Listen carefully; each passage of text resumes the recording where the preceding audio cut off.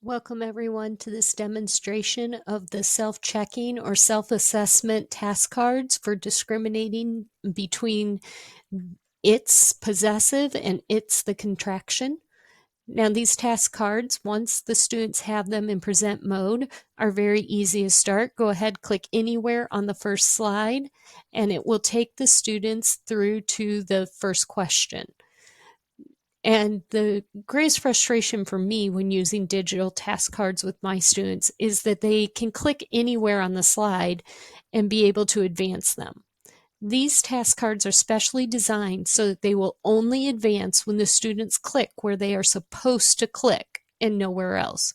So you can see I can click all over this slide, but until I come over here and click on one of the it's, the slides will not advance. So if I read number 1, I see today we're going on a trip, blank a vacation.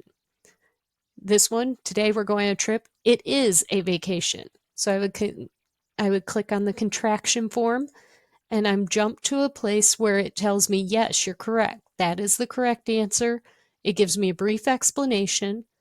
And again, until I click on the passport to go to the next question, the slide will not advance. So I click the passport for the next question. And let's see what happens when the students get the questions wrong. The pink suitcase is the smallest, it's mine.